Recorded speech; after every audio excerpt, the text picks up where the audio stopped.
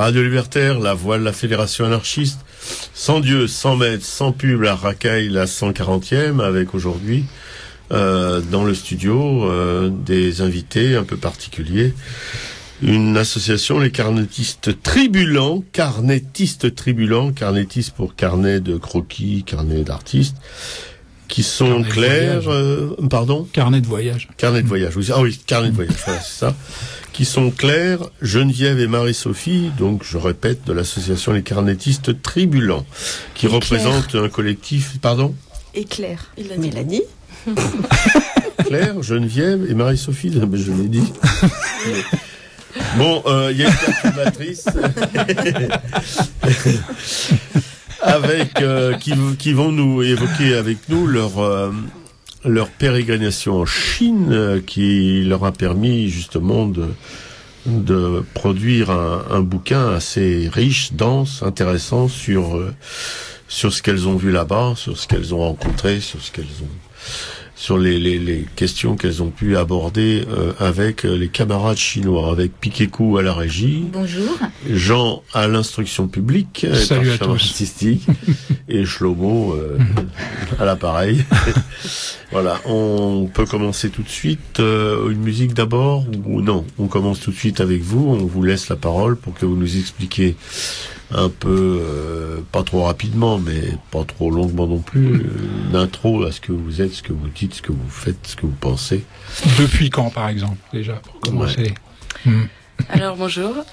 Salut à tous. C'est Geneviève, non? C'est Claire. C'est Claire, oui. La nouvelle présidente. Ce matin, on est 3 filles et on représente tous les carnétistes tribulants. On est 20 dans l'association. Garçons et filles. Garçons et filles. Pas forcément jeunes, pas forcément vieux. Et on est parti à 10 faire un voyage en Chine. On a été invités là-bas, on a eu cette chance immense. Et on est parti un mois, on est revenu avec des carnets remplis de dessins. Et de ces carnets, on en a fait un livre qu'on a décidé d'appeler Gratte-ciel et soupe de nouilles, que nous avons auto-édité et qu'on diffuse comme on peut dans Paris, dans les librairies et chez nous, dans nos ateliers. Donc vous n'avez pas de diffuseur? Non. C'est comme ça depuis le début? Non. C'est notre 4e livre. Jusqu'à présent, on avait un éditeur alternative. Et pour ce livre-là, non, c'est une auto-édition. On a eu un petit souci de parcours. Là, c'est Geneviève. Geneviève. Attention. Non, mais c'est pas vrai.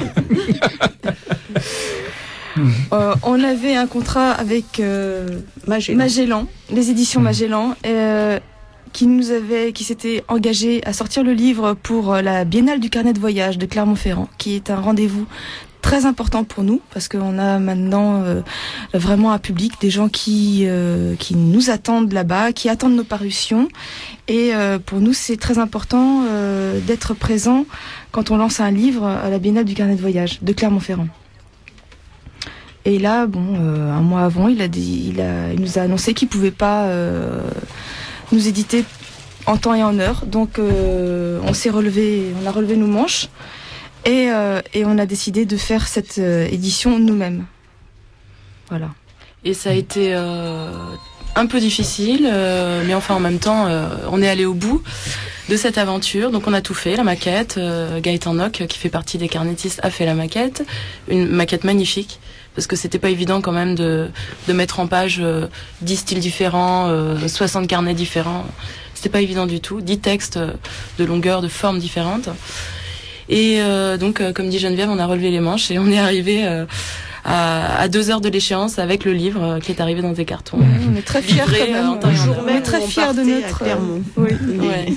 Et voilà, alors depuis ce livre vit et on est bien contente d'être ici avec vous. Et Marie-Sophie, tu as un petit mot à dire aussi sur votre collectif, ou pourquoi vous avez fait ce bouquin? L'origine du collectif? Oui. L'origine du collectif, c'était en 2002, je crois. C'est à l'initiative de Jean-Yves, celui justement qui est marié à une chinoise, qui a eu envie de rassembler des amis qu'il avait, certains qui faisaient déjà du carnet de voyage et d'autres qui, comme moi, étaient plutôt des plasticiens. Anne-Claire aussi était plutôt plasticienne aussi. Bon, elle faisait des carnets plutôt de vie, voilà, plutôt que des carnets de voyage. Et bah du coup, on a fait notre première expérience commune sur la banlieue parisienne, parce que bon, bah on était tous à peu près de la région parisienne, donc ça a été notre acte fondateur de faire notre manifeste. Voilà. Banlieue nomade. Hein. Banlieue nomade. Ouais. Donc pendant 2 ans, nous nous sommes promenés un petit peu partout, tout autour de Paris. Et ce livre a été donc édité chez Alternative. Et ça a été un gros succès. Il a été épuisé au bout d'1 an. Voilà. Oui, c'est vraiment un succès. Oui.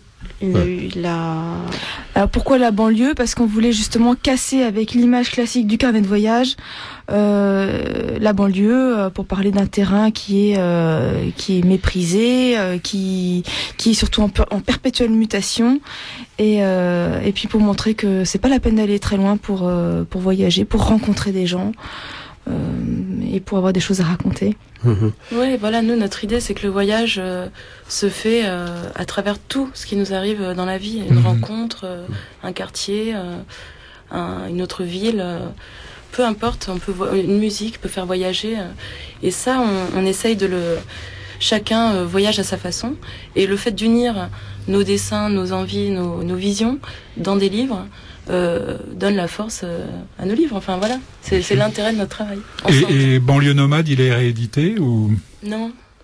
Et pourquoi un livre qui est épuisé n'est pas réédité ? Parce que le sujet est en perpétuelle parce qu'on nous a dit mutation. qu'un livre qui avait beaucoup de succès n'aurait pas forcément autant de succès malgré toutes les demandes qu'on a lors d'une réédition. Et puis surtout parce qu'on a envie de regarder en avant. On s'est dit que si ça avait du succès, eh bien pourquoi pas faire un Banlieue nomade 2 et élargir éventuellement.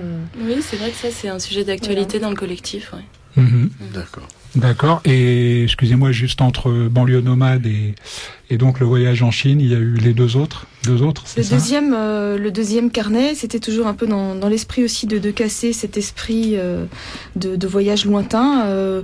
Tous ces carnets qui se font à l'autre bout du monde, on s'est dit, ben voilà, nous, on va proposer sur ce deuxième carnet, qu'est-ce qui est le plus proche de nous ? Et qu'est-ce qui est le plus proche de nous ? Et ben c'est notre aimé.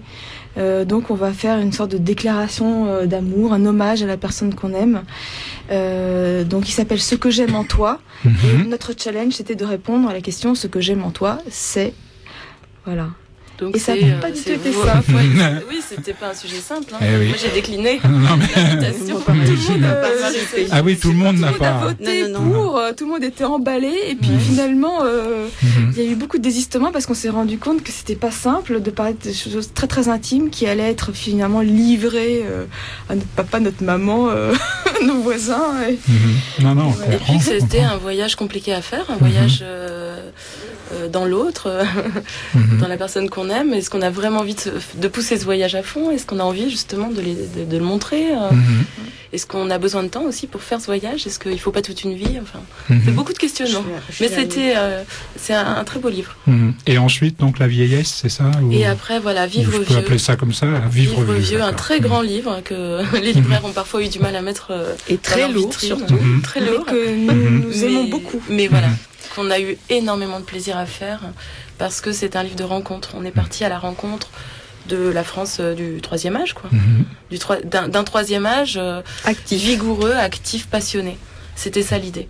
Et donc autant dire que c'était pas non plus évident de trouver des gens dont on avait envie de faire le portrait. De faire un portrait. Qui avait beaucoup de choses à raconter, qui était passionné. Et la passion, c'est dur à entretenir à partir d'un certain âge. Voilà. Donc la Chine, c'est vraiment votre premier voyage hors des frontières géographiques, quoi. C'est ça, dans le collectif, oui. Ouais, oui. D'accord. Enfin, par le collectif, oui. Oui, c'était sous-entendu quand même.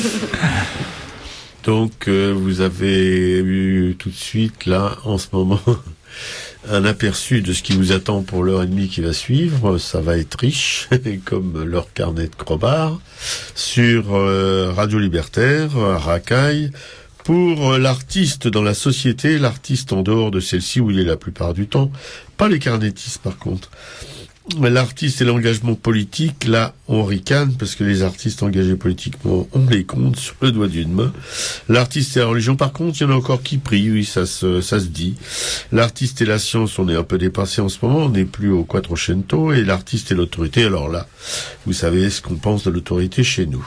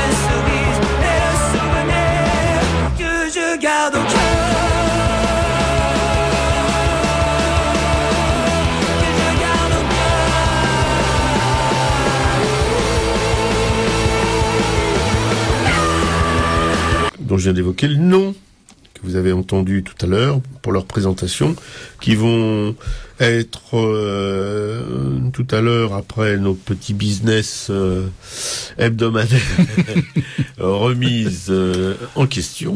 Non, je déconne. Mais tout de suite, la mini-tube de Luminance de Raymond Lascience et compagnie, pour tout de suite... La 140e, c'est plus une émission, hein, c'est un monument. Ouais. Une expo dont notre Jean, ce hussard noir de la République, nous a parlé en son temps, le peuple de Paris au 19e siècle, au musée Carnavalet. Donc, j'y ai mis mon gros nez, et je dois dire, j'en suis ressorti complètement déglingué. C'est une exposition magnifique, qui est... Mais alors... Depuis que j'y suis allé, ça me reste dans la tête, j'arrive pas à m'en débarrasser. Et je regarde tout ce qui se passe en ce moment à travers ce prisme. Ah, tout à fait, oui, c'est vraiment... Et il y a des... si vous voulez, maintenant, on pourrait dire on est au 21e siècle, on a des télés, on a des bagnoles, on a des congés payés, encore, pour combien de temps, on sait pas. On a des vacances, etc., etc. Mais... tout ça part d'un constat, enfin cette exposition de la France ouvrière, plus particulièrement le peuple de Paris au 19e siècle, à la fin du 19e siècle, bouleversant, vraiment bouleversant, où on voit ces ouvriers qui travaillent 15-16 heures, même parfois plus, dans les manufactures, dans les mines, dans toutes les boulots invraisemblables qu'il y avait à cette époque-là, qui se vendent sur la place de l'Hôtel de Ville à Paris, qui arrivent tous les matins, et les patrons sont là pour les choisir à la journée, à la tâche, etc. Des femmes qui, après un boulot terrifiant, quand elle rentre le soir, faut faire la bouffe, faut s'occuper des mômes, etc., etc. Dans des conditions de vie, de logement, on y revient. C'est ça qui est aussi assez terrible et grotesque, c'est que on y revient à ces conditions. Il y avait en 1880 environ 130 000, 200 000, 300 000, je sais pas exactement, de SDF à Paris. Ben, on est revenu à ces chiffres au XXIe siècle. Enfin voilà. Parce que Jean vous parle souvent d'expos vraiment intéressantes et chaque fois que je suis allé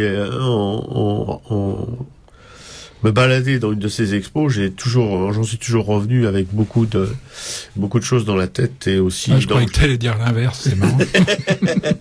Je me suis endormi à chaque fois et là, pour la première fois. Oui, pour la première fois. Non, mais. Et paradoxalement, au moment où même en France ou en Grèce, on voit avec les événements qui sont en train de foutre ce petit pays qui est quand même à l'origine de notre système démocratique. Enfin, c'est la Grèce d'Athènes, etc. Qui sont en train de crever parce que les banques en ont jamais assez et c'est elles qui ont réduit ce petit peuple à ces conditions terribles qu'ils vivent actuellement. Et ben pendant ce temps-là, les ventes aux enchères de tableaux et de sculptures en 2011, photos aussi, ont fait un chiffre d'affaires de 11,5 milliards de dollars. Du jamais vu. Soit un bond de 21%, si vous voulez, par rapport à l'année dernière, ou aux années précédentes. Et, justement, comme nos artistes carnétistes tribulants sont là ce matin et qui, pour vous présenter un bouquin qu'ils ont réalisé en Chine, ils vous parleront aussi de là-bas, des gens, des nouveaux mécènes qui achètent de l'art. Eh ben, la Chine est devenue le premier marché mondial de l'art avec 4,8 milliards de dollars. C'est le numéro 1, alors qu'avant c'était les États-Unis ou l'Angleterre ou la France. En 2, les États-Unis, justement. En 3, la Grande-Bretagne avec Sotheby's Christie's, mais qui sont aussi à New York. Et en dernier, la France, en 5, alors qu'on était au début du XXe siècle, on était, et pendant presque tout le XXe siècle, le numéro 1. Voilà, les choses changent. Et aussi, pour finir, enfin, c'est en liaison aussi avec le peuple de Paris au XIXe siècle. D'ailleurs, je vous signale que le catalogue est épuisé. Ce qui doit être assez rare quand même dans les expos nationales, comme ça, qu'un catalogue soit épuisé alors que l'expo n'est pas finie. Un petit paix, si on peut appeler ça, vous savez, un vent, une flatulence. À Nogent-sur-Marne, un petit bled bobo où j'ai le malheur d'habiter et d'être presque né. On a toujours le choix. Oui, je suis désolé, mais oui, j'y suis revenu comme un con. Et alors, on était parti pendant un quart de siècle. Enfin bon, je suis toujours à contre-temps. Eh bien, le maire de Nogent, un maire UMP, Nogent depuis mon enfance et vote à droite, hein, c'est pas une nouveauté. Mais il y avait à Nogent, comme dans beaucoup de grandes villes de France, il y avait à la fin du 19e et au début du 20e, une forte communauté d'émigrés italiens. Et il y avait un quartier de Nogent qui s'appelait la Petite Italie, qui a été joyeusement détruit. C'est une mémoire populaire ouvrière, mais on sent qu'à Nogent, ils ont voulu tout raser. Il n'y a plus une guinguette, il n'y a plus rien. Ils ont tout foutu en l'air. Tout ce qui pouvait rappeler un petit peu le passé populaire de cette ville. Donc ils ont rasé la Petite Italie, d'où venait Cavana. D'ailleurs, Cavana est né là, dans la Petite Italie. Et alors ils reconstruisent un ensemble immobilier en face, d'où était la Petite Italie qui était rasée, qui s'appelle la Petite Italie justement. Mais c'est un truc à chier partout. Et alors là, ils vont faire pour vraiment pour la mémoire des Italiens immigrés qui étaient, on peut s'en douter, au début du 19e siècle, qui étaient vraiment les prolétaires, mais de chez prolétaires. Ils vont ériger une statue à la mémoire des plumassières italiennes du début du 19e siècle. Et le maire de Nogent-sur-Marne, qui s'est illustré il n'y a pas tellement longtemps, avec un édit municipal interdisant de prendre de la nourriture dans les poubelles des supermarchés. Il faut le faire quand même. Là, il réédite il a demandé à Carla Bruni, vous savez, la queeneuse là qui... tu sais que j'ai horreur que tu dises la queeneuse du petit ventilateur de l'Élysée, là, il lui a demandé de poser. Enfin, donc ils ont fait une séance de photos et le sculpteur qui érige qui est en charge de faire cette sculpture. Eh bien, on aura... Pour une fois que tu as un artiste qui n'a aucun problème avec l'autorité, tu vois, tu te plains, c'est quand même terrible. Non mais, en tout cas, c'est pas nous. C'est d'un grotesque fini, parce que quand on sait qui est Carla Bruni, donc je répète, cette queeneuse nationale, on sait d'où elle vient, c'est pour commémorer enfin l'esclavage de la fin du 19e siècle, c'est quand même, il faut le faire, quoi. Il faut voir un maire quand même qui à la place de la tête, il a un poids sauteur. Voilà. C'était tout ce que j'avais à vous dire ce matin sur ce qui se passe dans notre bio-pays. Bon, genre. Oui, non, mais il a dû penser elle n'était pas forcément la mieux placée pour représenter ou symboliser le monde ouvrier, mais l'Italie, ses sortilèges, enfin, je ne sais pas. Enfin, même Cavana, qui est maintenant quasi grabataire, a eu un sursaut, il s'est réveillé pour dire que c'était grotesque. Enfin, voilà. Je crois que grotesque, ça s'applique bien à ce genre de pétarade institutionnelle. Bon genre. Voilà. Alors, une petite revue de presse, je vais essayer d'aller vite. C'est la semaine de Nicolas Sarkozy, donc là, si ça t'ennuie pas, mais je suis pas obligé d'aller jusqu'au bout.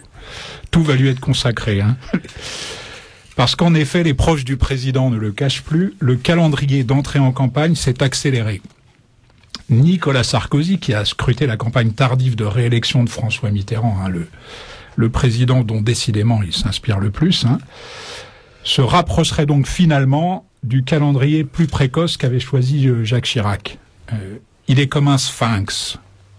Il cultive le secret comme jamais. Il nous a donné une seule consigne: ne jamais le mettre dans la seringue, a déclaré un pilier du sarkozysme. Tu vois de quoi il s'agit? Oui, mais toi tu connais toutes les expressions possibles et imaginables. Bon, j'ai essayé de... Voilà. En tout cas, on ne s'étonnera pas d'un comique troupier qu'il sonne la charge, tu seras d'accord avec moi. Selon un stratège de la campagne du non-candidat à sa propre succession, Nicolas Sarkozy pourrait en effet déclarer sa candidature dès cette semaine, au plus tard la semaine prochaine. Un conseiller du président rappelle toutefois que le seul impératif est de s'être déclaré avant le 16 mars, date limite de dépôt des parrainages au Conseil constitutionnel. Le choix de la date n'est toutefois pas aussi aisé qu'il y paraît. Dans les prochains jours, ce sont les saints du calendrier qui pourraient poser un problème. Mais ne rigole pas, c'est très très sérieux. Je vais vous expliquer pourquoi. Racaille a en fait 2 dates à proposer au petit ventilateur élyséen. Le 21 février, c'est un mardi, c'est notre prochaine émission. C'est jour de Mardi Gras, tu vois, un jour qui est traditionnellement dévolu au carnaval. Ou alors le 22 février, le lendemain, c'est le mercredi des cendres, jour d'entrée dans le temps du carême. Vu l'état dans lequel il va laisser la droite en sortant, je trouve que ce serait quand même assez bien adapté. En attendant la tension des petits retraités aisés qui forment l'essentiel de son dernier carré, monte, tu vois. Est-ce qu'ils vont tenir? Ça dépend de la qualité de leur pacemaker. Ça dépend de la qualité de leur pacemaker. De toute sa mandature, Sarkozy ne se sera jamais occupé de la sécurité sociale. C'est quand même terrible. En dépit des mauvais sondages, les députés UMP ont repris confiance dans leur champion dont ils vantent la crédibilité et la stature de chef d'État. Dès qu'il sera candidat, Nicolas Sarkozy fera un bon certain, assure le député chiracien Philippe Briand, qui a fait florès avec une comparaison boursière. J'achetais du Chirac à 14% en janvier 1995. Et il a gagné. Avec du Sarkozy à 25% en début de campagne, c'est un placement de père de famille. C'est vrai qu'après avoir perdu dans l'ordre les municipales, les cantonales, les régionales et les sénatoriales, on se demande bien pourquoi le parti des Godillots s'inquiéterait pour la présidentielle. Ils vont gagner, c'est certain. Nicolas Sarkozy sera probablement, j'en finis pas encore avec ça, j'essaye d'accélérer, à Marseille dimanche 19 février pour tenir son premier meeting de campagne. Il se tiendra à 15h, il est toujours pas candidat, mais son premier meeting est prévu quand même. Dimanche donc à Marseille, 15h au Parc Chanot, hein, je dis ça aussi pour tous nos auditeurs, hein, faut tous y aller, hein, bien sûr, avec Jean-François Copé, secrétaire général de l'UMP, qui vient d'envoyer un courrier à tous les cadres du parti pour leur demander de mobiliser leurs troupes en vue du premier grand meeting de régional de soutien au président de la République afin de faire de cet événement une grande réussite. T'es d'accord pour les aider, Robert, hein? Bon. Comme toujours. Je crois qu'on a déjà fait le coup aux Marseillais de boucher leur port avec une petite sardine. Hein.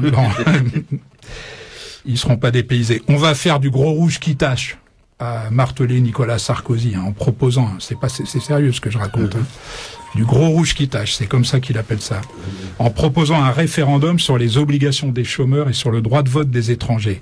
Il s'est également déclaré opposé au mariage homosexuel et à l'euthanasie, hein, deux sujets sur lesquels il a eu par le passé quand même des positions un petit peu plus nuancées, je vais dire, pour être poli. Hein. Pour Arracaille, je me suis livré à un calcul quand même assez facile. Si jamais il était réélu, ça peut arriver, hein, et qu'il réussissait à créer 1 million d'emplois pendant les 5 prochaines années, il serait seulement revenu à son point de départ. Pas mignon, ça, hein. Allez, c'est tout pour aujourd'hui. À la semaine prochaine. Merci, bon Jean. Quand nous chanterons le temps des cerises, les guerres signal, les merles, mon cœur seront tous en fête. Les belles auront la folie en tête, et les amoureux du soleil au cœur. Quand nous chanterons le temps des cerises, sifflera bien mieux le merle, mon cœur.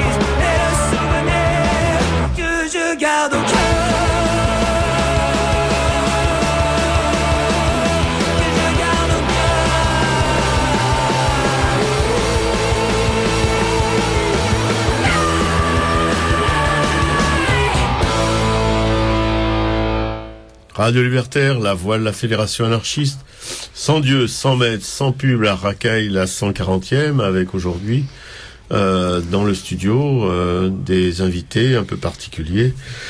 Une association, les carnétistes tribulants, carnétistes pour carnet de croquis, carnet d'artistes, qui sont clairs, pardon? Carnet de voyage. Carnet de voyage, oui. Ah oui, carnet de voyage, voilà, c'est ça. Qui sont Claire, Geneviève et Marie-Sophie, donc je répète, de l'association Les Carnétistes Tribulants, qui représente un collectif, pardon? Et Claire. Mélanie. Claire, Geneviève et Marie-Sophie, je l'ai dit. Bon, il y a une perturbatrice. Une chanson écrite par Pierre-Jean de Béranger en 1830.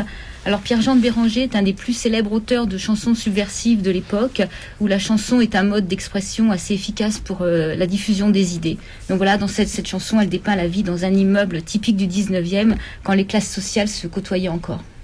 sur Radio Montjean. Oui, je voulais juste savoir par qui elle était chantée. J'attendais la question, mais je sais pas en fait. Non, c'était une chanson qu'il y avait, parce qu'ils avaient, à Carnaval, ils avaient fait un petit espace qui était miteux, pour symboliser le caboulot, quoi, tu vois. Et il y avait ces musiques qui passaient, tu vois. Il y avait une table avec des bancs, 2 tables avec des bancs. Et voilà, ces musiques étaient, voilà. Sur Radio Libertaire, vous voyez, on converse, hein. De toute façon, on n'est pas là pour faire les rigolos. Puisque bon, c'est une nature chez nous. Sur Radio Libertaire, la voix de la Fédération anarchiste, toujours sans Dieu, sans maître, sans pub, Baraka et la 140e, Piquet-Cou, Jean et moi, Roro, Shlomo, XXL, bref, Georges, tout ce que vous voulez, avec les carnétistes tribulants qui vont pouvoir s'exprimer. Vous voyez, ils vont avoir pratiquement 1 heure pour s'exprimer, mais bon, là, on doit faire notre petit business habituel, et Jean a concocté un texte qui a un rapport avec votre voyage en Chine, puisqu'il s'agit de Chitao et Cézanne, une même expérience spirituelle. Et c'est un texte écrit ou un bouquin par Charles Juliette. Bon, Jean. Oui, Charles Juliette qui est né en 1934, c'est un poète. Oui. Conférencier. Au départ, en fait, avant de devenir un livre, le texte dont l'extrait va suivre, en fait, a été lu par l'auteur lors d'un colloque qui s'est tenu à Aix-en-Provence en juillet 2002, pour marquer le 100e anniversaire de la construction de l'atelier de Cézanne, chemin des Lauves. Tu connais l'atelier? Oui.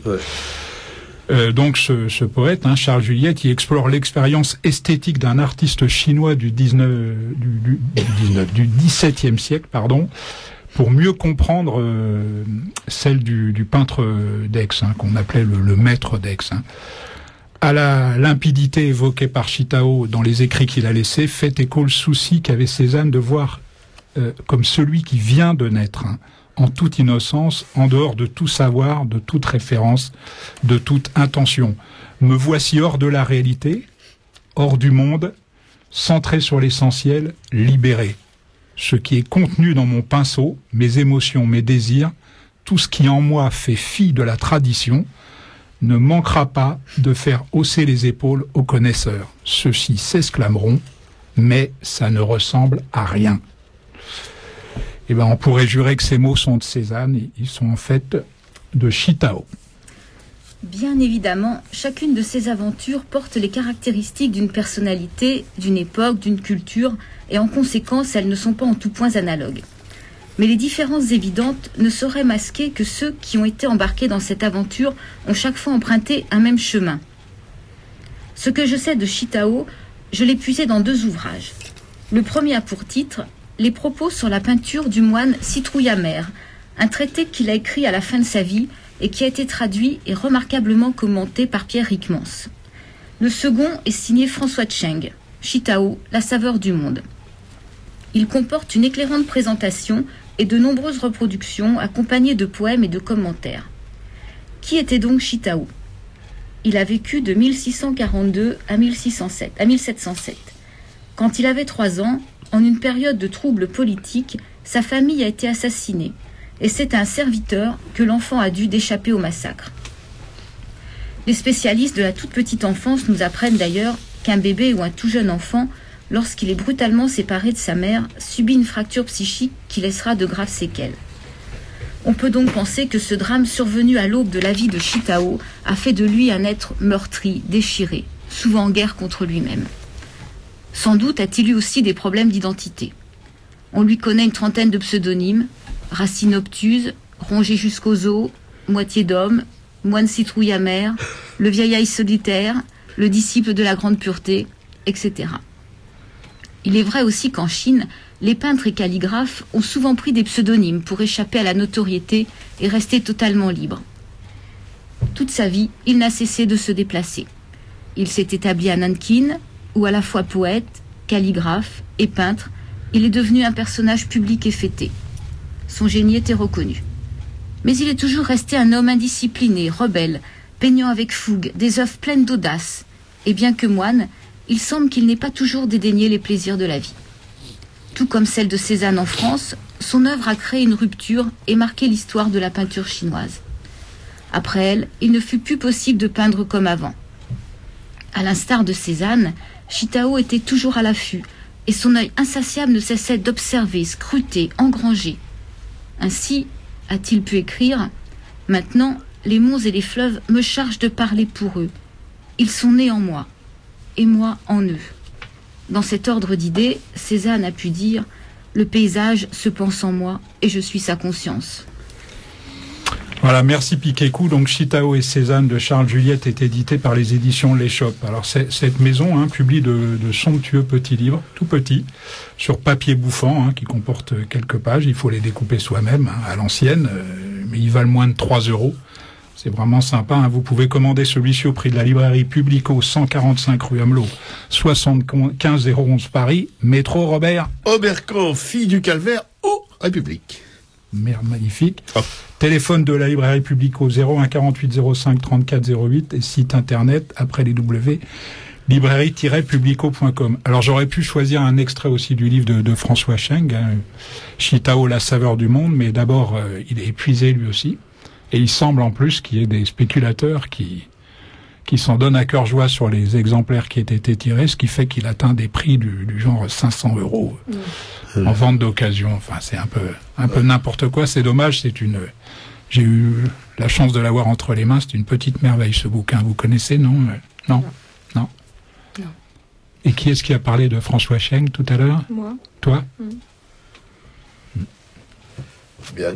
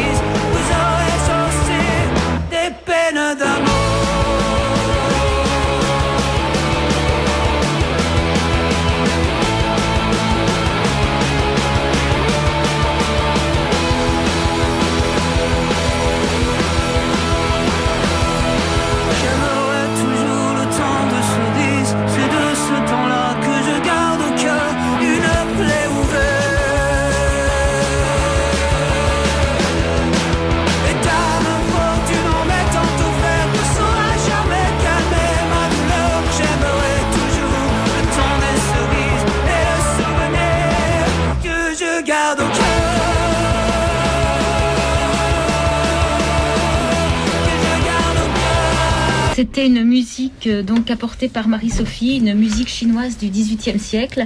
Le titre du morceau, c'est Tempio Armonico della Beatissa Vergine. Sur Radio Libertaire, la voix de la Fédération anarchiste, accueille la 140e, avec tout de suite les carnettistes tribulants qui trépillent, je le sais. Tribulantes ce matin. Tribulantes, oui. Ouais, plutôt tribulantes.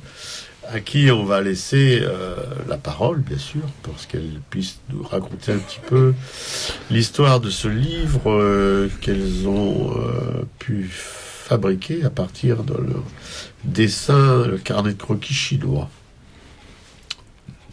Alors, tribulante, oui, mais on tient à dire qu'il y a autant de garçons que de filles. On nous fait souvent la remarque. dans notre association.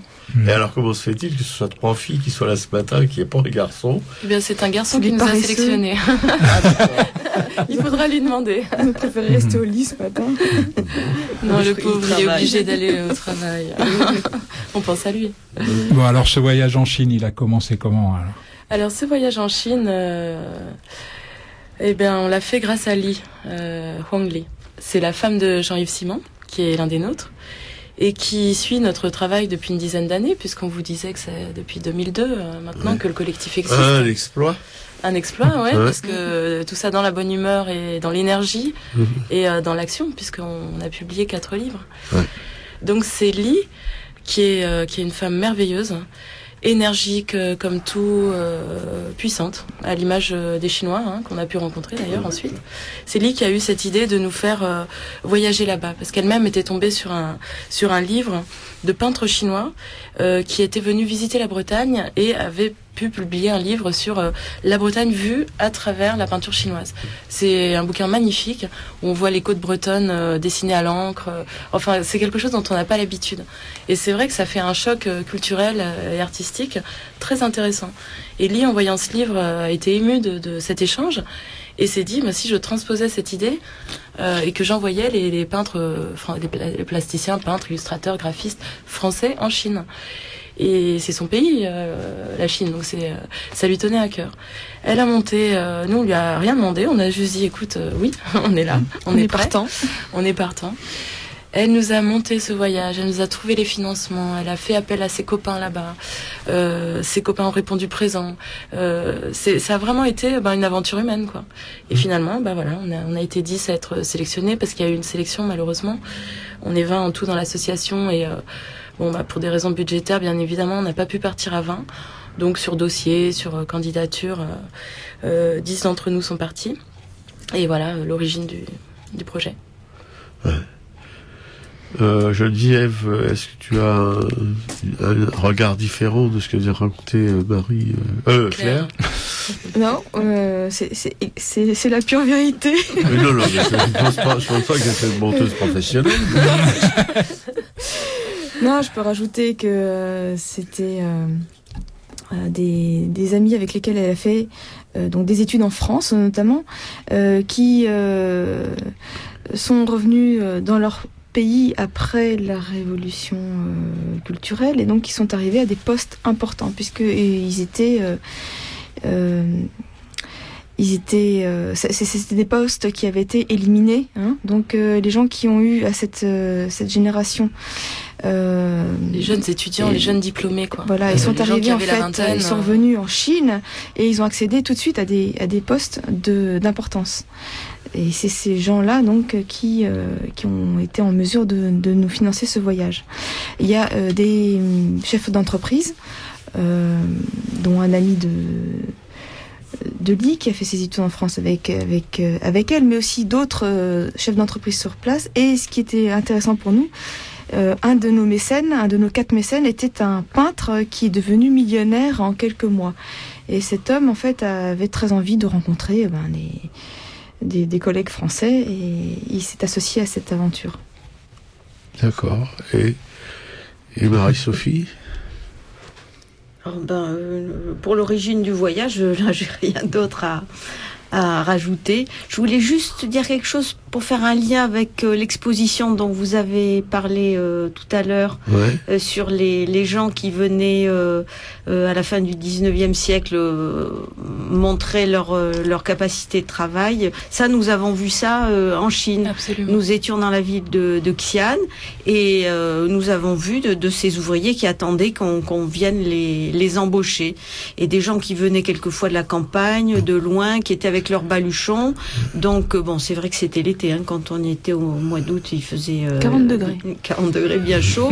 Mais ces gens-là, ils dormaient sur le trottoir devant la boutique des gens qui engageaient pour les entreprises. Donc, il y avait un lieu spécifique et ils venaient en fait avec leur leur instrument de travail. Voilà. C'est-à-dire la Exactement. truelle, Voilà. avec le balai, avec le seau, Le marteau, avec la le masse. marteau et la Voilà. masse, voilà. Et Mais- ils se vendent à la journée. Ouais, Moi, j'aimerais préciser que ça existe aujourd'hui à Paris. Moi, j'habite à Montmartre et en Ouais. bas, il y a le boulevard de Rochechouart, ouais. vers Barbès. Et il y a actuellement des Polonais ou des gens, en tout cas, qui viennent de l'Est. Il y a aussi Ah oui. toutes sortes de gens de nationalités diverses qui sont sur les bancs avec une bière et un outil. Et je pense que Ah oui, je ça, pense je que c'est la savais même pas. chose. Ah oui. Oui. Ah, Oui. Parce qu'il y a des photos justement à Carnavalet où on voit justement place de l'hôtel de ville, c'est tous ces brassons, et il y a leurs pelles et leurs pioches. Il y a des alignements de pelles et de pioches sur le sol, et ils viennent aussi avec leurs outils. C'est Ça, c'est ce qu'on a vu là-bas, extraordinaire, effectivement. hein. Ouais, ouais. Mais qu'on Oui. peut voir ici aussi. Qu'on peut voir ici Ah encore oui, maintenant. oui. Bon, c'est bien ce que je disais, on y revient. Voilà. Bien, et bon. Et quand vous êtes arrivé là-bas, alors, comment ça... Oui, je voulais juste préciser deux choses. D'abord, on devait partir à Pâques, et puis il y a eu cette histoire de volcan qui a cloué tous les avions au sol. Donc notre voyage a été reporté. Je dis juste ça parce que en fait, on devait partir 15 jours, et finalement, ça a été reporté au mois d'août, et on est parti un mois, ce qui est quand même beaucoup. Hein, 10 artistes un mois en Chine, à l'autre bout du monde. Ça a été vraiment une aventure qui était allée au-delà du simple voyage. C'était aussi humain entre nous. Voilà, c'est pour ça, pour répondre à Et- ta question, une fois sur place. Et Une fois sur place, ça a juste, été... sur place en question, c'était le Shaanxi. On était invité à Xi'an. On n'avait Oui. pas dit. Donc dans la région du Shaanxi, où on a un petit peu. Voilà, le but, ça c'est un des buts de ce voyage, c'était d'aller dans très peu d'endroits, mais de s'imprégner, il fallait qu'on soit en immersion. Et donc on était basé dans la ville de Xi'an, dans laquelle on a eu au bout de quelques jours très rapidement nos habitudes. On savait s'y déplacer, on savait communiquer, on savait retrouver notre hôtel, bon c'est déjà pas mal. Et donc et on était assez à l'aise pour dessiner. Et il y a même des gens qui nous ont reconnus puisqu'on a fait quelques télés. Parce que tout va très vite en Chine, tout est différent, c'est vraiment... C'est vrai qu'il n'y avait pas beaucoup d'occidentaux. Il y avait hein, peu aussi. d'occidentaux, ouais. Quelques touristes. Ouais. Mais il y avait, mais voilà, du coup, on a eu grâce à Ali quand même qui a trouvé des journalistes que ça a intéressé. Bon, on a fait quelques télés, on a même été reconnus. Donc c'est dire qu'on avait une espèce de, on a réussi à se créer une petite place dans cette ville pendant un mois. Et ça, c'était très important. On a aussi sillonné un peu la région.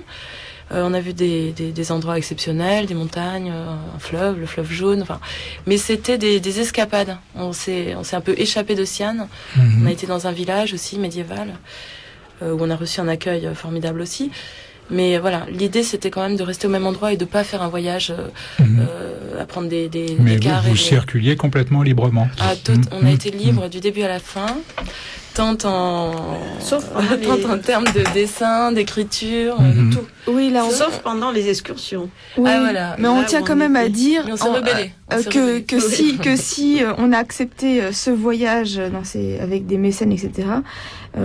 C'est très important pour nous de dire que on nous a garanti une liberté totale d'expression, autant sur le regard qu'on portait sur ce qu'on allait voir que sur ce qu'on allait écrire aussi, parce que oui, ça c'est une autre notion. Le texte chez nous, avec les carnétistes tribulants, c'est très important. Particulièrement pour ce livre, parce qu'on avait été frustrés dans nos publications précédentes. Bah, vivre vieux, quand même. Pas dans Vivre Vieux. Pas dans Vivre Vieux, on avait déjà entamé cette Ouais. cette c'est recherche très bien, de texte, quoi. Mm. Mais là, c'était particulièrement important pour nous de dégager un texte aussi fort que les dessins, aussi fort que ce qu'on avait pu mettre sur papier. Voilà, donc où est-ce qu'on en était?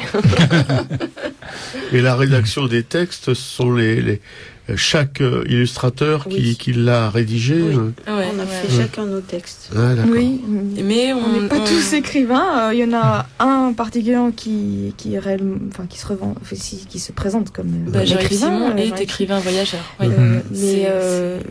Mais même si on n'est pas écrivain, on est tous graphistes, illustrateurs, plasticiens, peintres.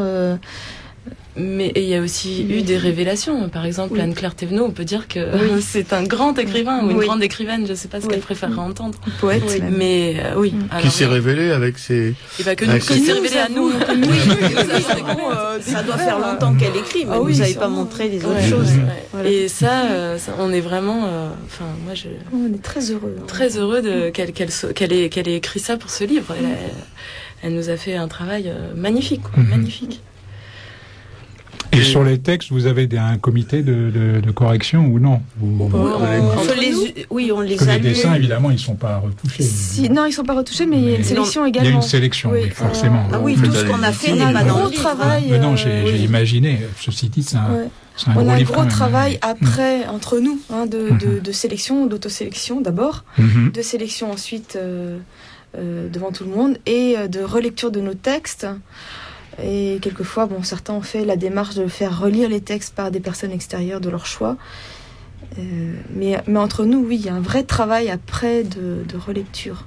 Et la chronologie dans le livre, il y a une idée il y a un rythme, etc. Comment est choisi le début, le milieu, la fin, ça se distribue comment, les chapitres. C'est le maquettiste, Gaëtan Nock qui fait l'éditing.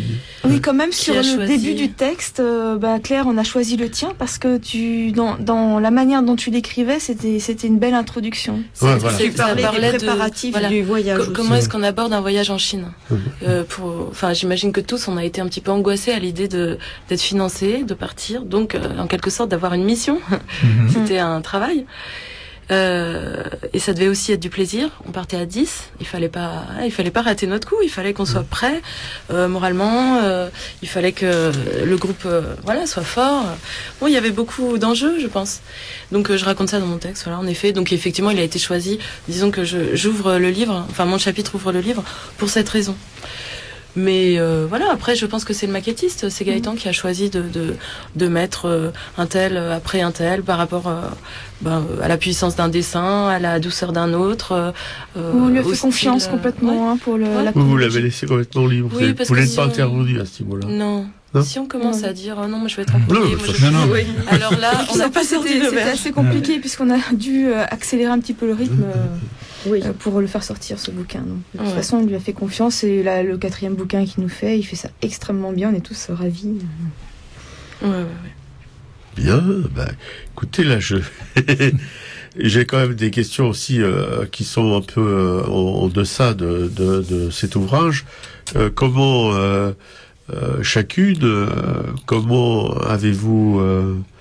avez-vous décidé ou pas décidé, ou c'est la vie qui l'a décidé pour vous, je sais pas, de devenir ce que vous êtes devenu, c'est-à-dire des artistes, illustrateurs, graphistes, etc., au service d'un collectif, et comment ça démarre une chose comme ça? Qu'est-ce que chacun, quelles sont les motivations? Est-ce qu'il y a, on peut dire que d'une manière un peu comme ça générale, vous obéissez tous au même élan, vous avez tous, ou alors est-ce que chaque parcours est tellement particulier que c'est assez exceptionnel que vous soyez réunis? Qu'est-ce qui se passe à ce niveau-là?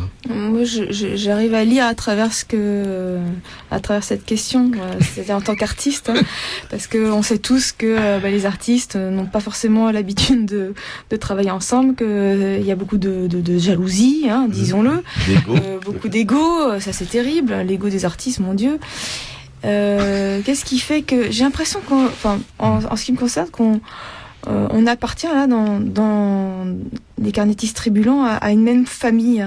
En fait, la manière dont ça s'est construit, c'est à force de se rencontrer dans les fameuses biennales. Donc je citais tout à l'heure Clermont-Ferrand, mais il y a aussi Brest, il y en a d'autres, il y avait Saint-Malo, et à force de se côtoyer comme ça, de discuter, il y a un regard sur le monde en fait qui nous rassemble, une sorte d'idéal, d'envie d'être engagé dans notre travail, et je pense que c'est ça qui nous rassemble fondamentalement. Voilà. Moi, j'ajouterais que c'est une nécessité en tant qu'artiste d'avoir l'amitié et le regard d'autres artistes. Alors quand il y a des affinités, parce que c'est vrai qu'on a ce sentiment de faire partie d'une famille. Quand en plus il y a l'amitié et même la familiarité, c'est merveilleux. Et je pense que ça. Enfin, je vais parler en mon nom. Non, mais bien sûr. Personnellement, ça me fait grandir, ça me pousse et ça me. Et puis j'ai des critiques. J'ai autant de gens qui me critiquent, qui sont capables de me dire c'est bien, t'as avancé, ou alors de sentir que je fais toujours la même chose et que ça les ennuie. Et ben moi, voilà, personnellement, ça me stimule. Et j'aime aussi voir évoluer les autres. Et voilà, qu'on soit tous les uns avec les autres. Enfin, qu'on soit liés, quoi. Voilà, c'est très agréable dans un parcours très individualiste qui est un parcours d'artiste, très très solitaire, parfois cruel. Bon bah c'est très agréable. Donc voilà, ça ça fait 10 ans qu'on vit quelque chose, une aventure agréable. Oui, puis on se rend compte que c'est exceptionnel, Ah oui. c'est vraiment exceptionnel. Alors, on a tous notre vie artistique parallèle, hein. Mais comme dit Claire, ça nous fait vraiment grandir, ça. Ça s'est pas fait du jour au lendemain. Enfin, moi, au départ, j'avoue que j'étais un petit peu réfractaire, un petit peu le truc communautaire et tout ça. Bon, c'était pas trop mon truc. Mais avec le temps, ça s'est tissé. C'est de plus en plus profond. On a l'impression qu'on peut effectivement se dire beaucoup de choses. Et aller très loin ensemble, et qu'on y gagne énormément en fait. Tous nos livres là, on en est fiers. On a tous, on a l'impression d'évoluer de livre en livre. On se porte mutuellement, alors qu'on a un métier qui est extrêmement solitaire. Enfin, on est tous dans notre atelier, seuls dans notre coin, etc. Ça caillait, en ce moment, ça caille. C'est dur pour le moral. Et le fait de se retrouver, bon, on va pas au fond de ce qu'on a. On s'était dit qu'on se rencontrerait plus souvent pour simplement avoir le plaisir de dessiner ensemble. Ça, on le fait encore assez rarement, mais bon, parce que chacun est très très occupé. On a tous nos occupations, nos activités, etc. à mener, et nos familles et tout ça. Mais ce qu'on fait en tant que dans notre travail de carnettiste tribulant, c'est totalement bénévole. Je veux dire, on en a aucun bénéfice matériel. On gagne pas de rond là-dessus sur nos bouquins. Tout ce qu'on gagne avec nos bouquins, c'est pour la SOS, et ça vient remplir une caisse qui va ensuite financer d'autres projets. D'autres projets, oui, bien sûr. Voilà. Oui, si on a pu sortir le livre. Une aventure artistique. Ce que dit Marie-Sophie, c'est vrai. On a pu sortir le livre aussi parce que l'association est riche. Voilà. Parce qu'avec les droits d'auteur des autres livres, ça coûte quand même de l'argent. Voilà. Non, c'est vrai. Oui, bah oui. Au plus du travail énorme que ça. Ouais. C'est pour ça qu'on le vend. Hein.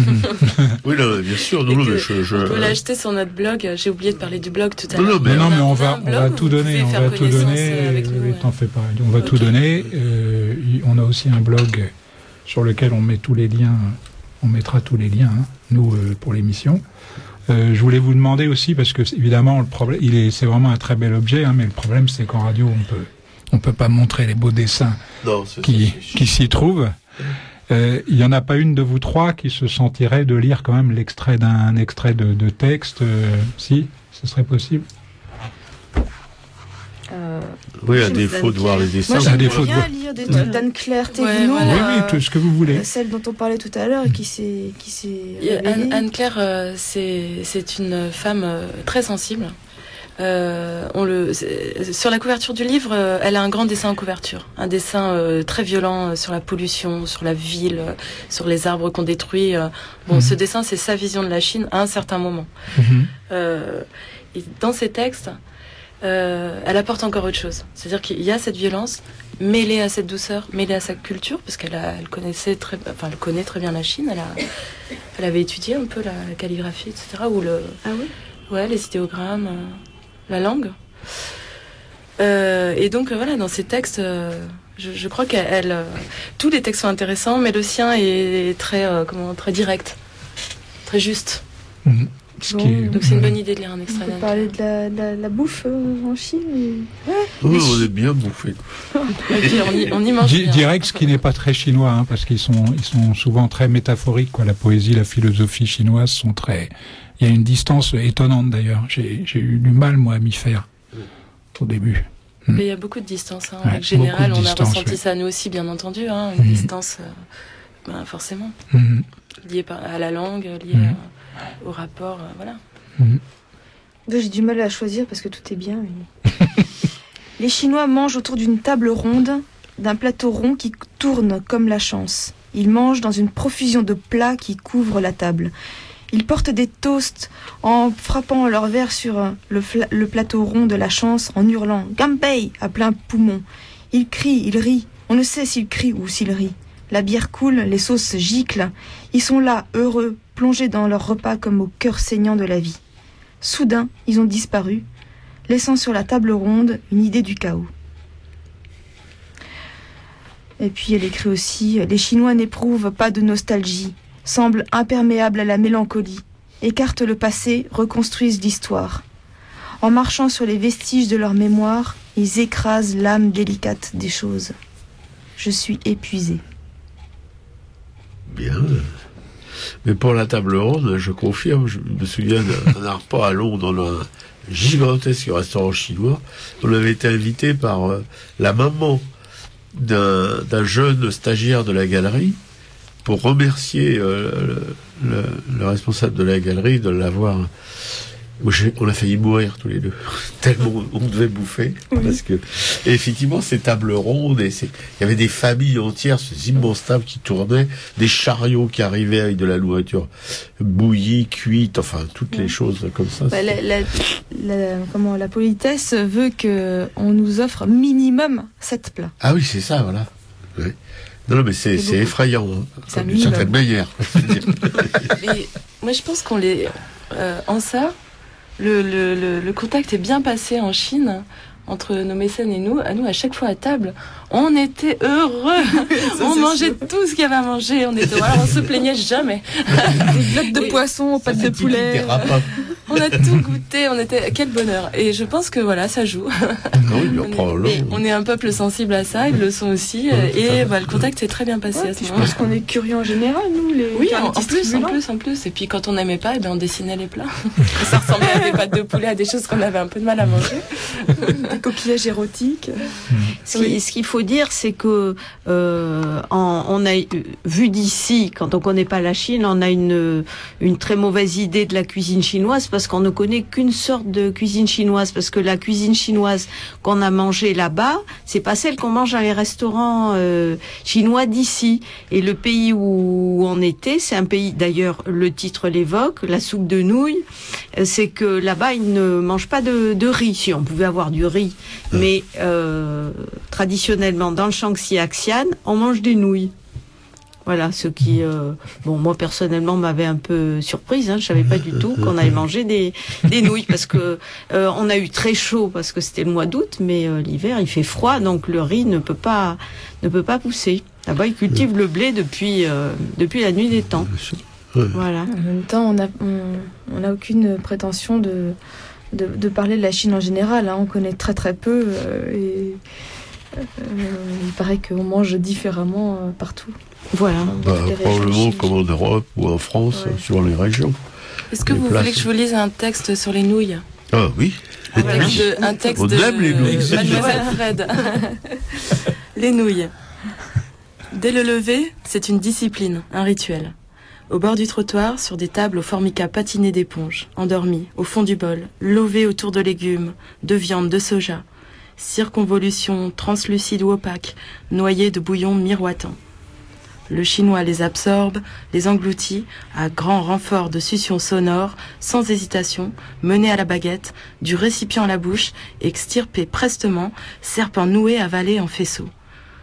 Tous, ce matin, sur ce bout de pavé, la figure au bol, le paysan, la balayeuse, le gamin, le policier, au ras du sol, pieds ancrés.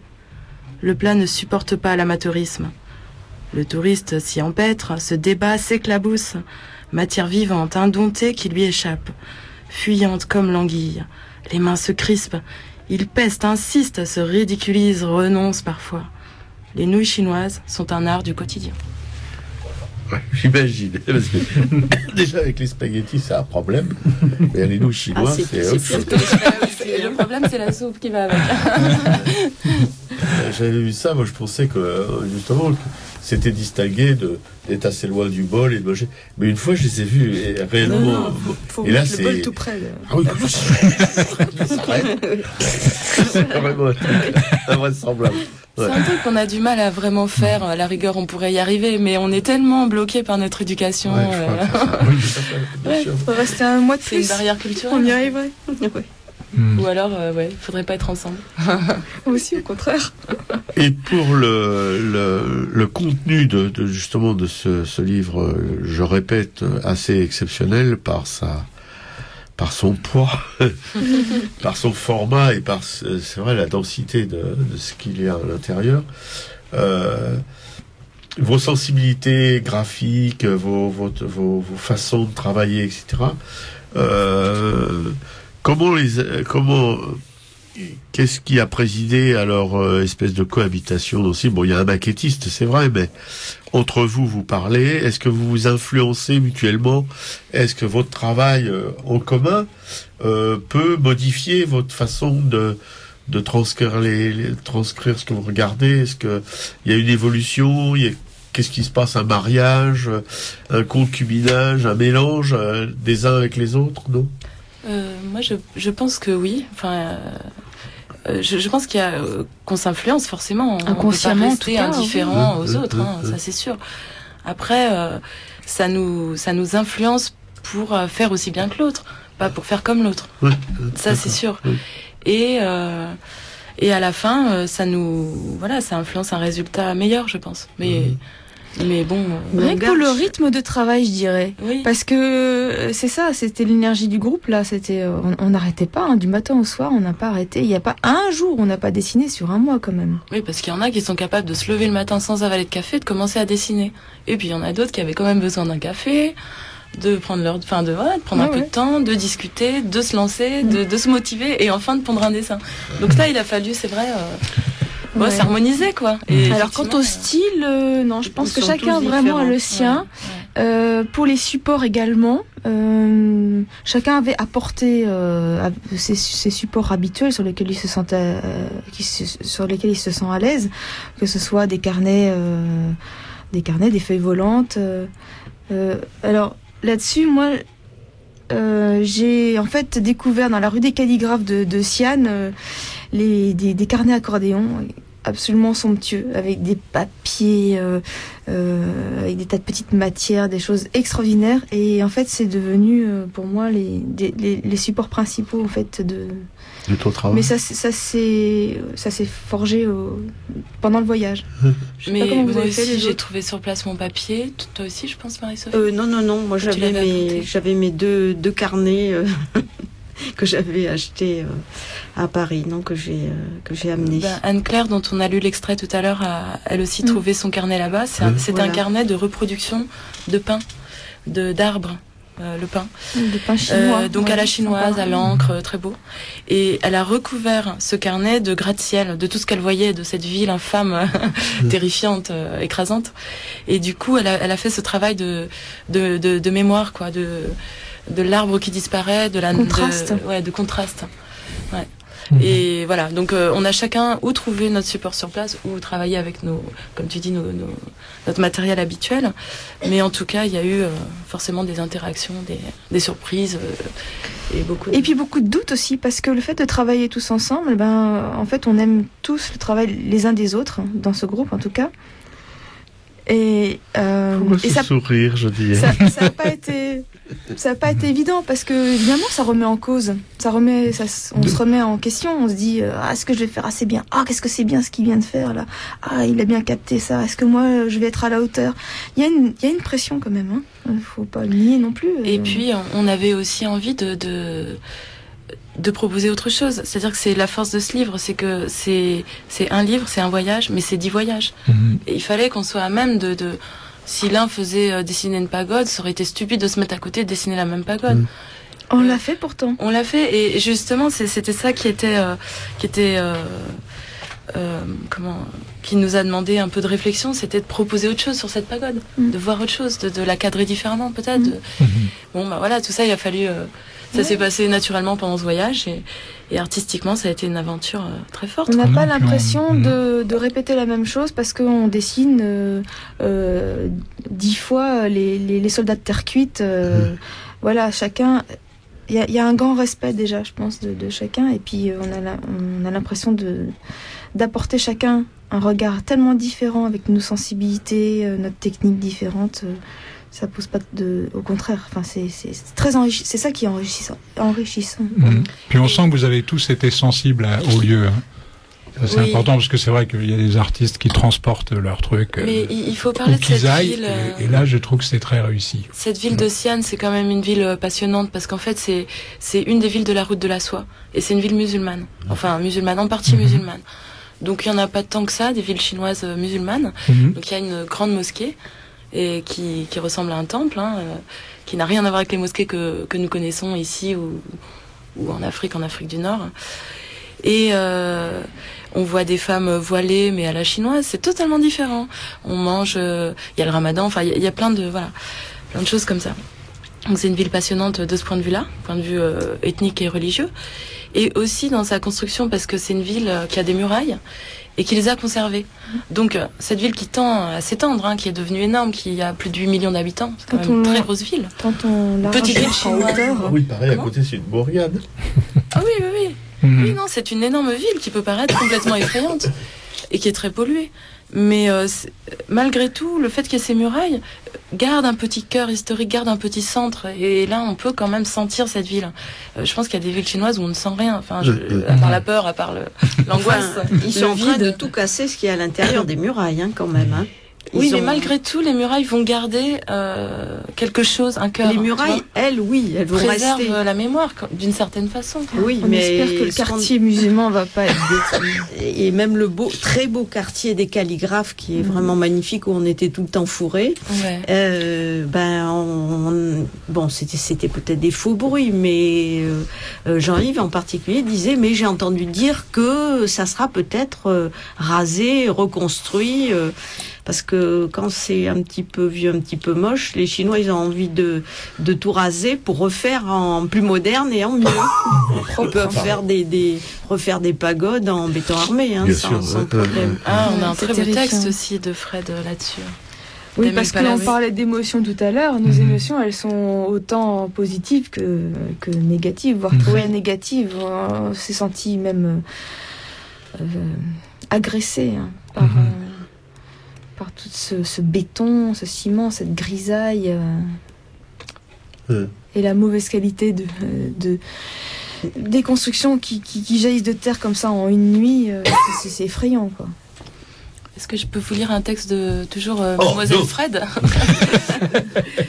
Ça s'appelle Deming Palace. C'est un endroit où on paye très très cher pour aller visiter cet endroit. C'est un parc à thème. C'est un parc à thème sur le thème des Tang.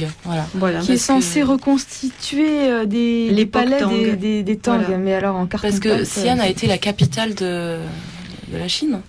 Oui, c'est ce que je voulais. Une très ancienne capitale. C'est l'ancienne capitale, et quand ce sont les Mandchous qui ont pris le pouvoir, qui eux étaient de la région de Pékin, ils ont mis leur capitale à Pékin, mais la vraie capitale c'est Xi'an. Et justement, c'était les Han. Avant les Mandchous. Oui, on a vu. C'était du temps des... Tous les villages qu'on a visités, c'était des villages Han. Il me semblait que c'était... Enfin, je sais plus. Enfin, bon, bref. On va réviser notre copie pour la prochaine émission. On n'a pas préparé, Et mince, je sais plus ce que je voulais dire. Non, et donc le Deming Palace, c'est un endroit qu'on peut visiter, un parc à thème sur le thème des Tang. Et alors ils ont tout reconstitué, mais alors en plastique, en béton, en clinquant. Enfin bon, c'est affreux pour nous qui avons l'habitude de on sait ce que c'est que le patrimoine culturel, historique. Voilà. On a une notion de ça et on préserve en quelque sorte ce qu'on peut préserver. Et là, c'est l'inverse, on détruit et on reconstruit en mieux, en plus neuf. Et c'est très étrange, c'est très bizarre et le texte est magnifique. Alors, c'est Mademoiselle Fred, Deming Palace. Prenez une louche d'alibi historique.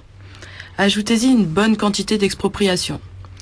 Passez généreusement le bulldozer sur une belle surface, comptez environ 19 hectares, saupoudrez la surface d'une généreuse poignée de migrants avides de travail, que vous prendrez soin de payer peu pour qu'ils n'engraissent pas. Faites mijoter quelques têtes d'architectes, boursouflées d'égos surdimensionnés.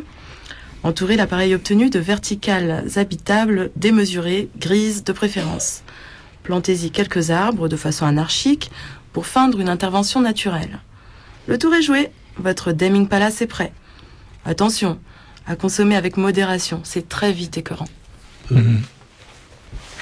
en même temps, c'est... Moi, je veux pas dire que j'adore ce genre de choses, mais en même temps, ça s'explique, je crois, parce que nous, on a fait à peu près les mêmes erreurs, les mêmes bêtises, quand on a voulu sortir rentrer dans ce qu'on croyait, la Libye, c'est rentrer dans la modernité, mais à Nogent-sur-Marne, ils ont rasé aussi toutes les choses, la mémoire populaire, le patrimoine. C'est vrai que maintenant, il y en a, mais par exemple, la gare de la Bastille, qui était classée pour construire le bunker du nouvel opéra, ils ont rasé l'opéra de la Bastille. Donc, on n'a pas, je crois, de leçons à donner aux Chinois, même si on n'est pas d'accord avec plein de choses de chez eux. Mais on a fait les mêmes erreurs. Mais oui, absolument. Et on continue aussi à les faire d'une certaine manière. Comme quand on a refait des églises néo-gothiques en béton, à la fin avec... du 19e. Oui, à la fin du... Oui, tout à fait. Voilà. Les violets, le Ducry. Voilà. Oui, tout à fait. Voilà, c'est un peu ce genre de... Ouais, non, mais c'est ça, c'est la fatalité de la bêtise humaine. Attention, dans ce livre, on donne aucune leçon. Hein. On se permet de critiquer et comment dire, on est libre. On nous a dit vous êtes libre, et ben on a pris notre liberté. Hein, on a parlé, on a écrit, on a dessiné, voilà. Oui, tout à fait. Tout simplement, on ne donne aucune leçon. On a dit ce qui nous a déplu. Et on a essayé aussi justement de sortir des sentiers battus, du beau petit voyage. Enfin, voilà, on a quand même essayé de faire un livre personnel à 10. Collectif. Bien, je pense que on essaiera de vous revoir parce que c'est un peu court pour pas seulement pour ce bouquin, mais pour tout ce que vous faites. C'est une rencontre assez inattendue parce que bon, des artistes qui vivent ensemble, déjà pour moi, c'est un truc quasi miraculeux. Je sens que je vais retourner à Lourdes. Avant de me faire virer de la FA. On vit pas ensemble non plus. Non, vous vivez pas ensemble, mais même, je veux dire, on n'est pas une communauté. Ouais, j'ai été président, malheureusement pour moi, d'une association d'artistes à Nogent, justement, dans les cités d'artistes, là. Au bout d'un an et demi, je suis parti épuisé, mort, dégoûté. Ouais, je pense qu'on est vraiment une bande à part. Ouais. Oui, vraiment. Oui, et d'en parler ici, dans cette radio, ça a des résonances chez nous, parce que comme vous le savez, ou vous savez pas, c'est pas très grave, si vous le savez pas, on est plutôt pour l'autogestion, les choses comme ça. Et on a l'impression que c'est un fonctionnement, c'est ce fonctionnement-là qui est privilégié chez vous, même si vous le savez pas. Moi, je pense carrément que ça a orienté ma vie ces dernières années. Oui, tout à fait. Oui, moi aussi, absolument. Non, ça, et j'avais entendu aussi que à chaque nouvel ouvrage, vous changez de président. Enfin, je veux dire, il y a pas une espèce de culte du président à vie, etc. Tout ça, c'est vivant, ça bouge. Pas le culte d'une personne. Oui, tout à fait. Absolument pas. Non, ça c'est. Vous avez peut-être aussi la chance d'avoir des égos à peu près équivalents. Ça, c'est ça qui est miraculeux. C'est encore plus miraculeux. Parce que mais bon, faut pas croire que c'est le paradis. Non, mais on s'imagine pas ça du tout. Non, mais on sent qu'il y a une égalité. On a le problème quand même de toutes les associations, c'est-à-dire qu'il y a quand même un noyau dur, puis il y en a d'autres qui sont un petit peu satellitaires et qui se laissent un peu porter et qui profitent un petit peu. Voilà, il y a des tas de choses quand même qui sont pas non plus. Non, mais on n'essaye pas de non à l'antenne, les bretelles mutuellement aussi. Voilà, on essaie. Quand il y a un truc qui va pas, on le dit. Oui, mais vous réalisez ça. Et pour moi, ça, c'est ça en fin de compte, si vous n'aviez pas ça, tout ce que vous racontez, on rigolerait, quoi. Parce que ça, c'est la preuve que ce que vous racontez, c'est pas des histoires, quoi. Parce que pour arriver à concrétiser votre travail commun par des ouvrages aussi extraordinaires, et je crois que le mot est, parce que on connaît avec Jean, on connaît l'édition, on n'est pas des coqs de l'année, et on sait très bien que même pour réaliser, même dans l'édition, même dans toutes ces créations collectives ou individuelles, peu importe. Mais quand il s'agit d'édition, en tout cas, que ce soit la presse ou l'édition de livres, etc. Et là, un travail collectif, c'est extrêmement rare aussi. J'ai pas d'exemple. Voilà, c'est ça qui, moi, je découvre ce matin. On avait une vague idée, c'est pour ça qu'on vous a invité de ce que vous étiez en parlant avec Fred et puis avec Gilles. Avec Gilles, voilà, c'est ça. On s'était dit que bon. puis vous voir là-bas dans ce lieu un peu improbable où vous présentiez votre travail. Voilà, et, vraiment, personnellement, je pense que j'en pense Jean ou ce qu'en pense Piquet-Coup, mais c'est rare qu'on ait des invités qui correspondent vraiment aux idées qu'on se fait d'une vie en société, quoi. Et une société artistique encore pire, parce que... Mais je pense que le résultat est là parce que l'exigence est au cœur de notre préoccupation de groupe. L'exigence, donc pas l'ego de l'un, pas le problème de l'autre, l'exigence dans notre travail, parce qu'on mène ce travail en commun. Alors s'il n'y a pas l'exigence, il n'y a pas de raison de faire un travail en commun. Gardons notre exigence pour soi, continuons chacun sa route. Et là, ce qui est très fort et ce qui fait que c'est sain, et que ça lie, et que ça lira encore, ça va pas s'arrêter demain. C'est ça, c'est l'exigence, le aller plus loin, faire mieux et faire bien. Alors, avant de se dire au revoir, parce qu'il va falloir qu'on se dise au revoir, on a entendu plein de une fois, oui, il fait un petit peu froid par contre. Hein, ouais, bon. Je dis ça au passage, ce sera peut-être entendu, on se l'écaille un peu quand même. Hein. Ce qui serait bien, c'est de dire d'abord, puisqu'il est autoproduit, où est-ce qu'on peut trouver ce livre Gratte-ciel et soupe de nouilles, et puis ensuite que vous donniez rapidement tous les liens possibles, imaginables, site internet, numéro de téléphone, enfin tout surtout, mais surtout que les auditeurs soient rassurés s'ils veulent vraiment avoir toutes ces choses-là, parce que c'est très difficile de noter comme ça des cotons d'émission. Tout sera sur le blog de l'émission, mon Jean. Absolument. Oui, retenez surtout les carnétistes tribulants. Quand on tape les carnétistes tribulants, on tombe sur notre blog directement. Et sur le blog, vous avez toutes les infos. Ouais, c'est plus simple. D'accord, y compris pour ce livre. Bon. Sur le blog, vous verrez qu'il y a des librairies dans Paris dans lesquelles vous pouvez trouver ce livre, à Clermont-Ferrand aussi, à Cachan aussi. Et vous verrez aussi que sinon, il suffit d'écrire à Fred. Il y a son adresse. Et c'est Marie qui envoie le livre. D'accord. Et il arrive dans votre maison. Voilà, ça fonctionne à l'artisanal. Il sera peut-être bientôt référencé dans toutes les librairies, donc ça devrait se faire. Hein. On peut aller dans n'importe quelle librairie, demander gratte-ciel et soupe de nouilles, par les carnétistes tribulants, et à ce moment-là, on pourra le commander, peut-être. D'accord. Voilà, c'est pas encore mis en place, mais ça va se faire. D'accord. Et donc moi je mettrai tous les liens vers les carnétistes tribulants sur le blog de l'émission http://arracaille.blogspot.com. N'oubliez pas le T entre art et racaille. Hein. Voilà, c'était la 140e sur Radio Libertaire, la voix de la Fédération anarchiste, sans Dieu, sans mettre, sans pub. On dit au revoir à Sophie, Marie-Sophie, Geneviève et Claire. On les remercie, mais vraiment, on les remercie d'être passés ce matin. On espère les revoir alors pour leur prochain bouquin. D'ici 2-3 ans, si j'ai bien compris le rythme. Avec plaisir. Non, mais peut-être avant. Non, ça va s'accélérer. On a notre projet sur les agricultrices. Oui, c'est vrai. Voilà, qui devrait être... Un très beau livre de portraits d'agricultrices, de femmes qui prennent les Françaises choses en main. Dans toute la France. Et qui font vivre notre terroir. Ok. Écoutez, salut les copines. Salut les copains. Salut à tous et à toutes. Au revoir.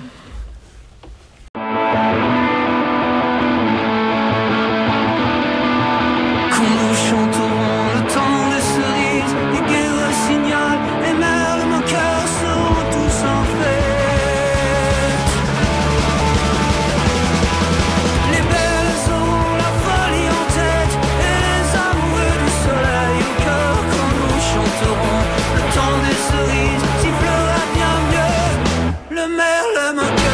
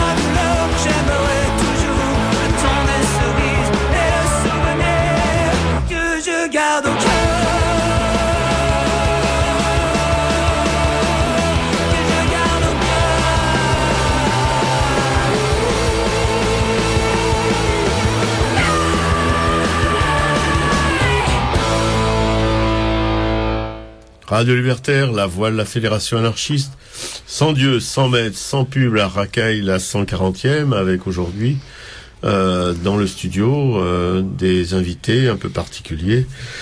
Une association, les carnétistes tribulants, carnétistes pour carnet de croquis, carnet d'artistes, qui sont clairs, pardon? Carnet de voyage. Carnet de voyage, oui. Ah oui, carnet de voyage, voilà, c'est ça.